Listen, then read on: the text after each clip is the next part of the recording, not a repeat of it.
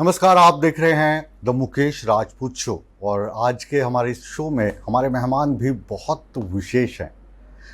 ये ऐसे मेहमान हैं जिनको किसी तारुफ करवाने की ज़रूरत नहीं है, लेकिन तारुफ करवाना फिर भी मेरा फ़र्ज़ है। तो आज मुकेश राजपूत शो के विशेष मेहमान हैं राव इंद्रजीत जी। बहुत बहुत स्वागत है आपका। और एकदम सुबह सुबह का ये समय है और आप पूरे तरीके से तैयारी के साथ निकल रहे हैं चुनाव प्रचार के लिए।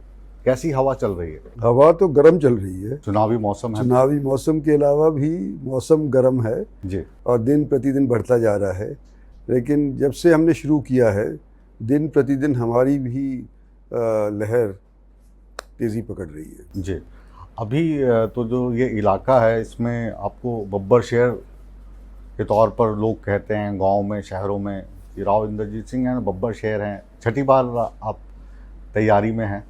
बब्बर शहर के समक्ष इस बार राज बब्बर को उतारा है, तो कह रहे हैं रास्ता और थोड़ा साफ हो गया, आसान हो गया। देखो, ये तो परसेप्शन लोगों के अंदर है कि जो कैंडिडेट कांग्रेस ने बाद के अंदर उतारा है, काफ़ी लेट उतारा है जी। और मंथन करने में बहुत टाइम जब गुजार दिया, तो ऐसा लोगों को महसूस होने लगा कि कोई अच्छा कैंडिडेट लोकल यहाँ पर का इनको नहीं मिल रहा है। और जो फिर कैंडिडेट उन्होंने उतारा भी है, वैसे तो मैं उनको उस टाइम से जानता हूँ जब हम और वो इकट्ठे लोकसभा के अंदर एमपी थे। भले आदमी हैं जी। लेकिन उनको यहाँ पर अपनी पैठ जमाने में थोड़ा टाइम लगेगा, क्योंकि पहली बार यहाँ से इलेक्शन लड़ रहे हैं। आमतौर पे यूपी से लड़ा करते थे। जी हाँ, यूपी के वो कांग्रेस अध्यक्ष भी रहे, एक्टर हाँ। बहुत अच्छे हैं। हाँ, लेकिन जो राव साहब की पकड़ है, वो कहते हैं कि सिर्फ इसी वाली कंस्टिट्यूएंसी में नहीं है, बल्कि जो 7 लगती कंस्टिट्यूएंसी है, महेंद्रगढ़ भिवानी, वहाँ पर भी अच्छा दबदबा है वोट बैंक का। तो अभी ये जो चुनाव है, इस चुनाव में जो मुख्य मुद्दा फिर से बनाया जा रहा है 2014 की तरह, 19 की तरह, ये चुनाव एक नेतृत्व का चुनाव है। नरेंद्र मोदी वर्सेस राहुल गांधी का चुनाव है। उम्मीदवार तो इसमें भूमिका निभा ही रहे हैं। तो इससे आप कहाँ तक सहमत हैं? नहीं, सहमत हैं कि हमारी पार्टी अगर सत्तासीन हुई है 2014 के अंदर, तो नरेंद्र भाई मोदी को नेतृत्व सौंपा गया, प्रधानमंत्री के तौर पे उनको डिक्लेयर किया गया।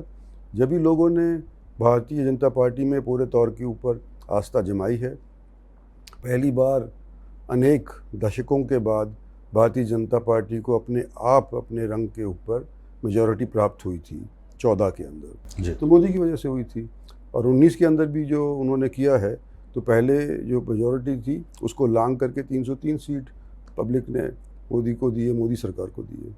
तो इस बार तो कह रहे हैं कि अब की बार 400 पार, वो नारा। और दूसरा जो जैसा आप बता रहे हैं कि 2019 में तो माहौल ऐसा बन गया था कि मोदी को प्रधानमंत्री बनाना है, सांसद तो खुद बन जाएंगे। तो पहली बार ऐसा हुआ कि प्रधानमंत्री ने सांसद बनवाए। अक्सर जो है सांसद प्रधानमंत्री बनाते हैं।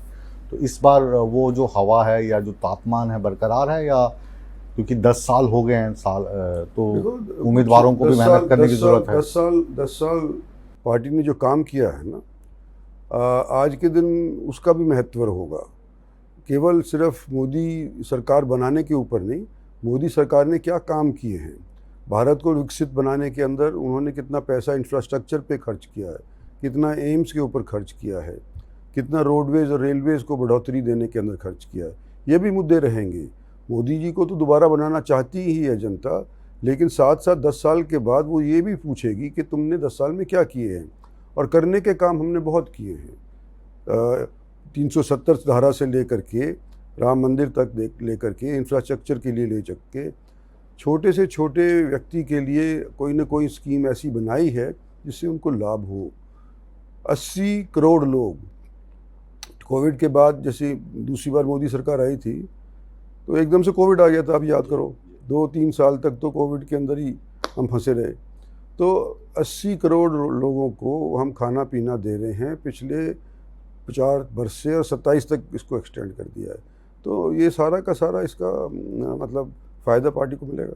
अभी कोविड के बाद फ्री खाना वितरण शुरू किया। अब उसको आपने जैसे बताया 2027 तक बढ़ा दिया गया है। लेकिन कुछ पार्टीज़ जो फ्रीबीज कही जाती हैं, आम आदमी पार्टी, उनको हम मना करते हैं। लेकिन ये जो चीज़ है, ये उससे डिफरेंट कैसे है? ये देखो, हमने हमने लोगों को इसलिए दिया है कि उनका रोज़गार छिन गया था कोविड की वजह से, और उसको किसी को हम भूखा तो मरने नहीं देते ना। हमारे पास पर्याप्त भंडार हैं, खाने पीने के हैं, तो उस तौर के ऊपर हमने लोगों को ये राशन मुहैया कराया है। और जो दूसरे लोग देते हैं वो तो सिर्फ इस तौर के ऊपर देने की सोचते हैं कि हमारे को किसी तरह से ये सत्तासीन दोबारा से पब्लिक कर दे। इसलिए हमारी तो मजबूरी थी, हम अपने देश के लोगों को भूखा थोड़ी मरने दे सकते थे। अभी जो आपका संसदीय क्षेत्र है गुरुग्राम है, और जब गुरुग्राम को देखते हैं तो इसका कंपैरिजन यूरोप की किसी सिटी से आप कर सकते हैं, दुबई से कर सकते हैं, यूएस से कर सकते हैं। वहीं पर कंट्रास्ट फिर नूह मेवात भी है। तो ये जो खाई है इसको भरने के लिए अगले 5 साल में आपके क्या प्लान्स हैं? हमने एक तो शुरुआत जो करी है मेवात के लिए, वो ये करी है कि वहाँ उसको एस्पिरेशनल डिस्ट्रिक्ट डिक्लेयर कर दिया गया है। एस्पिरेशनल डिस्ट्रिक्ट का मतलब फोकस हो गया। जो भारत के अंदर 112 डिस्ट्रिक्ट हमने एस्पिरेशनल डिस्ट्रिक्ट डिक्लेयर किए हैं, वो मेरा ही महकमा था, प्लानिंग कमीशन या नीति आयोग, उनके माध्यम से। और इसका बड़ा अच्छा मतलब रिस्पांस आया है कि जो नई यंग एज की ब्यूरोक्रेसी है उनको वहाँ पोस्ट करते हैं, और वो ज़्यादा इंटरेस्ट लेते हैं उस एरिया को डेवलपमेंट करने के लिए, ताकि उनकी आगे तरक्की हो, अपनी ACR वगैरह अच्छी हो। तो उस एक तो हमने ये ऑलरेडी डिक्लेयर किया हुआ है पिछले मेरे ख्याल से 7-8 साल से मेवात को एक्सप्रेशनल डिस्ट्रिक्ट के तौर पे डिक्लेयर किया हुआ है। मेवात के अंदर हमने रेल दौड़ानी चाही थी, कांग्रेस के टाइम नहीं दौड़ा सके थे, क्योंकि कांग्रेस के टाइम के अंदर रेल बजट और फाइनेंशियल बजट दोनों अलग अलग हुआ करते थे। हमारी सरकार ने उसको इकट्ठा कर दिया और उसकी माली हालत सुधरी है रेलवेज़ की। पहले ना सुधरने की वजह से हम ये योजना लागू नहीं कर सकते थे, अब सुधरने के बाद हमने ये योजना लागू करी है। मेवात का जो ताउडू एरिया है, ताउडू एरिया के अंदर ऑर्बिटल रेल कॉरिडोर भी पहुंच रही है, मतलब पैसेंजर रेल है ये, और ये 5,600 करोड़ रुपए से KMP के साथ साथ बगल बगल से घूमती हुई जाएगी कुंडली, मानेसर, पलवल तक। ये कब तक शुरू हो जाएगी? क्योंकि वहाँ के लोग इंतजार कर रहे हैं। आपने वादा किया था नहीं हो गया कि गाड़ी की सीटी सुनाई देगी। तो नहीं, गाड़ी की सीटी ऑलरेडी सुन रही है। गाड़ी की सीटी जो ऑलरेडी सुन रही है वो है डेडिकेटेड रेल फ्रेट कॉरिडोर की गाड़ी, मालगाड़ी का। वो 2 लाख करोड़ रुपए का योजना है जो दिल्ली से और मुंबई तक जाता है मालगाड़ी का। उसका एक एरिया मेवात के अंदर भी आता है, ताउडू एरिया के अंदर, तो वहाँ तो इसकी सिटी बज रही है और रेल ट्रैक भी लग गया। मैं तो पैसेंजर ट्रेन की बात कर रहा हूँ। इसके अलावा पैसेंजर ट्रेन भी आज के दिन चालू करने के लिए स्कीम जारी है, पैसा लग रहा है उसके ऊपर, दिन पे काम हो रहा है। एक जो और दूसरी है जिसका हमारी सरकार ने प्रावधान किया था कि भाई हम मेवात को गुड़गांव, नूह, फिरोजपुर, झिरका और अलवर को हम रेल लाइन से जोड़ेंगे, उधर पलवल को जोड़ेंगे। तो उसके लिए भी हमने 2 साल पहले जो बजट आया था हमारा, उसके अंदर हमने खाता खोल दिया। पहले उसकी निरीक्षण हो ही गई थी कि हाँ ये फीजिबल है और इसको करना चाहिए, लेकिन उस टाइम जब पैसा नहीं था तो हम इसको कुछ उसके ऊपर अमल नहीं ला पाए थे। पर लेकिन 2 साल पहले जो बजट आया था, इससे पिछला वाला जो था, उसके अंदर इसके लिए हमने खाता खोल दिया है, और अगले 5 साल के अंदर पैसेंजर ट्रेन हम मेवात के उन क्षेत्रों को भी दे देंगे जिन्होंने कभी आज तक रेल की सीटी नहीं सुनी। जी, अभी जो ये इलाका है, ये जैसा मैंने बताया कि भारत के सबसे डेवलप्ड इलाकों में से एक है। जो सड़कें हैं वो बहुत अच्छी हो गई हैं, नेशनल हाईवेज़ बहुत अच्छे अच्छे बन गए हैं, IT हब बन गया है। तकरीबन सारी मल्टीनेशनल कंपनीज़ आपके इलाके में आना चाहती हैं या आ चुकी हैं। इनको लेकर आगे और कौन सी सुविधाएं दी जा सकती हैं ताकि अधिक से अधिक जो विदेशी निवेश है उसको भारत की ओर खींचा जाए, हरियाणा की ओर खींचा जाए? देखो, जहाँ तक ये मल्टीनेशनल कंपनीज़ हैं, ये तो खुद सक्षम हैं अपने आप को एक्सपैंड करने के लिए, और जो भी ये कंपनीज़ चाहती हैं वो भारत सरकार की तरफ से ये खुद ब खुद अप्रोच कर सकती है। इनकी क्षमता है अप्रोच करने की, इनका असर है, इनकी वेट है, क्योंकि ये भारत के कोष के अंदर बहुत ज़्यादा पैसा देती है। गुड़गांव से अकेले हमारे को भी 65 to 75% कोष के अंदर गुड़गांव अकेले से जाता है, जिसमें इंडस्ट्री भी आ गई है, सर्विसेज भी आ गई है, सब चीज़ आ गई है। हमारी जो चिंता गुड़गांव के अंदर की आज के दिन है, वो नए गुड़गांव की तो चलो संभाल लेंगे, लोग समर्थ हैं, सक्षम हैं, अप्रोचेबल सरकार के साथ उनका अप्रोच है। लेकिन जो दूसरे पुराने गुड़गांव के बाशिंदे हैं और जो उसके इर्द गिर्द जो गांव नए गुड़गांव की डेवलपमेंट के अंदर भिज गए हैं, उनको सुविधा मुहैया करने का मेरी मंशा है। जैसे क्या सुविधाएं देना चाहेंगे? ये जो गुड़गांव डेवलपमेंट अथॉरिटी बनाई है, गुड़गांव का ये हमारा कॉरपोरेशन बनाया है, ये हमारी ये योजना थी, हमारी सोच थी कि गुड़गांव के अंदर जो पैसा उत्पन्न होता है, अब 1000 करोड़ के करीब हमारा गुड़गांव का बजट है इसका कॉरपोरेशन का, लेकिन 2 करोड़ से फालतू खर्च करना चाहे अगर कोई कॉरपोरेटर या मेयर, तो उसको फाइल चंडीगढ़ भेजनी पड़ती है और चंडीगढ़ से वो पड़ी रहती है ठंडे बस्ते के अंदर, काम हो नहीं पाता है। जब तक वो कोई बाबू वहाँ पे क्लियर नहीं करेगा तब तक यहाँ काम नहीं होगा। तो यहाँ महत्व जो इलेक्टेड रिप्रेजेंटेटिव्स का होता है वो गुड़गांव के अंदर, फरीदाबाद के अंदर नहीं है। हालांकि इतनी बड़ी बड़ी कॉरपोरेशंस बन गई, इतना बड़ा पैसा हरियाणा सरकार वसूल कर रही है, वो नहीं है। और 74th अमेंडमेंट आज से कोई 20 साल पहले भारत सरकार ने लोकसभा में पास करी थी, 74th और 75th अमेंडमेंट। उसके तहत जो ग्रामीण क्षेत्र के अंदर उनका ज़िला परिषद, ब्लॉक समितियाँ, और जो शहरी क्षेत्र है उसके अंदर म्यूनसिपैलिटीज़ या कॉरपोरेशन, इनको फुल अधिकार दिया जाए। हाँ, यहाँ यूपी में दिया हुआ है, राजस्थान में दिया हुआ है। तो अगली लड़ाई अगर हमारी होगी, हमारे जो मतलब हम करेंगे, हम डिक्लेयर, मेरी तरफ से ये योजना होगी कि हमारे को ये 74th और 75th अमेंडमेंट पूरे तौर पे हरियाणा में लागू करनी चाहिए। चंडीगढ़ से रिमोट कंट्रोल से हम देश के सोने देने वाली या प्रदेश के सोने देने वाली मुर्गी को नहीं चला सकते, गुडगुडी नहीं बजा सकते। तो ये मेरा अगला योजना रहेगी। अभी क्योंकि जैसे गुरुग्राम की हम बात कर रहे हैं, तारीफ़ कर रहे हैं, लेकिन ये जो सारी तारीफ़ हैं ये धरी की धरी रह जाती हैं जब मानसून का मौसम आता है।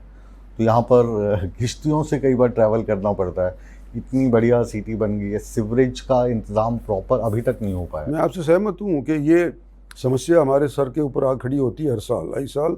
जो दावे होते हैं सिरे नहीं चढ़ते कि भी ये ठीक हुआ है। इसके लिए हमारे को थोड़ा सा बैकग्राउंड में जाना पड़ेगा। गुड़गांव जब डेवलप हो रहा था 2000, मैं समझता हूँ 7-8 से लेकर के और 14-15 तक लाइसेंसेस काटे गए। गुड़गांव की ज़मीन को काट करके लाइसेंस काट भी दे करके बेच दिया। डेवलपर्स बन गए, सैकड़ों डेवलपर्स बन गए। जो लोकल डेवलपर था, जिसकी ज़मीन थी, उसको भी अगर अपनी ज़मीन डेवलप करनी थी तो कोई ना कोई एक्सपर्ट को चाहिए था। तो एक्सपर्ट के नाते लाइसेंस आता था, और उसको छोटा सा हिस्सा मिलता था। जो जिसकी ज़मीन थी दादा लाई, उसको तो छोटा सा हिस्सा मिलता था। ज़्यादा मुनाफा डेवलपर को मिलता था, ज़्यादा मुनाफा हरियाणा सरकार को मिलता था। उस टाइम की सरकार की बात कर रहा हूँ मैं, अपनी नहीं। कांग्रेस की सरकार हुआ करती थी, हमारी तो 14 में आई है। तो जो ये काट के बेचने की योजना सरकार ने पैसा जमा करने के लिए करी थी, उसके अंदर जो पेरिनियल या जो वाटरवेज थे, उनके ऊपर भी इन्होंने लाइसेंसेस सैंक्शन कर दिए। और उसके ऊपर अब इमारतें बन गई, बिल्डिंग बन गई, ह्यूज हाई राइजेस बन गए। तो जो नेचुरल वाटर फ्लो हुआ करता था वो रुक गया। और वो मतलब अब सिर्फ ये रास्ता ढूंढ रहे कि भाई इस बिल्डिंग को नहीं तोड़ना तो इधर से पानी को ले जाओ, उसको नहीं तोड़ना तो इधर से पानी ले जाओ।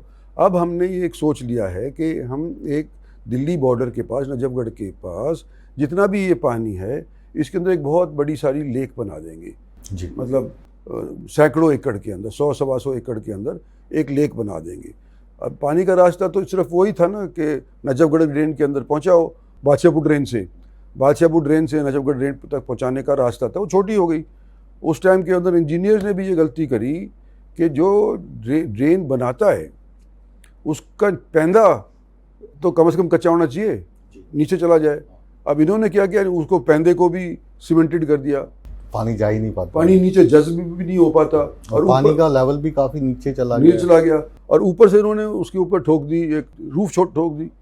तो जो बीच में गैप होती है साफ़ करने वाली, उसके अंदर लोग प्लास्टिक डाल देते हैं, गंदा कपड़ा डाल देते हैं, वो रुक जाती है। तो ये मतलब समस्या थोड़ी प्लानिंग के अंदर ये रही है। पर ये लेवल जो आप बता रहे हैं ना, this is not a national issue, this is a local Haryana सरकार का इशू। मैं एक चीज़ ये क्लियर करना चाहता हूँ ताकि व्यूअर्स जो होंगे, आज के दिन जब वो वोट दे रहे हैं, वो देश को निर्माण के लिए दे रहे हैं, जी। मोदी को वोट दे रहे हैं, देश के अंदर क्या काम किया उसके अंदर दे रहे हैं। ये जो इश्यूज़ हैं, जो गंदगी के और पानी के, ये लोकल इश्यूज़ हमारे को हरियाणा सरकार को संभालने होंगे।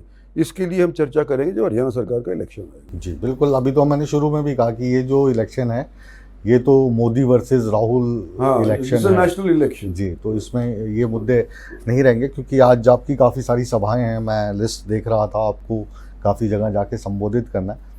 आखिर मैं आपसे ये जानना चाहूँगा कि आपने दोनों पार्टीज़ को देखा है, कांग्रेस को भी देखा है, भाजपा को भी देखा है, हाँ। दोनों को डिफ्रेंशिएट हम कैसे कर सकते हैं? देखो, क्योंकि बहुत सारे अब कांग्रेस के नेता भाजपा ज्वाइन कर रहे हैं। हाँ। कांग्रेस पार्टी ने तो जो उनके कदावर नेता थे, धीरे धीरे उनको तराश करके बौना कर दिया, भुगत रहे हैं। भारतीय जनता पार्टी का इतना कोई भारी सिलसिला था ही नहीं। आज से 10 साल पहले तक तो कभी वो मतलब अपनी फुल मेजॉरिटी मेजॉरिटी में आ ही नहीं सकी थी। तो भारतीय जनता पार्टी के नेता पैदा होने लग रहे हैं। जो कांग्रेस ने किया था वो भगवान करे हमारी पार्टी ना करे, नहीं तो हमारे को भी आगे इसका हर्जाना भुगतना पड़ेगा। चलिए, हमारी शुभकामनाएं आपके साथ हैं और आप विजयी बन के लौटें और देश की तरक्की में अपना रोल अदा करें। आपने सूर्य समाचार के साथ बातचीत की, हमारे शो के लिए समय निकाला, आपका तहे दिल से हम शुक्रिया अदा करते हैं। हमारी शुभकामनाएं आपके साथ हैं। तो मुकेश राजपूत शो को अब यहीं पर विराम देने का समय आ गया है, लेकिन आप कहीं मत जाइए, बने रहिए हमारे साथ, क्योंकि इस शो के बाद भी सूर्य समाचार पर खबरों का सिलसिला हमेशा की तरह बदस्तूर जारी है। बने रहे हमारे साथ।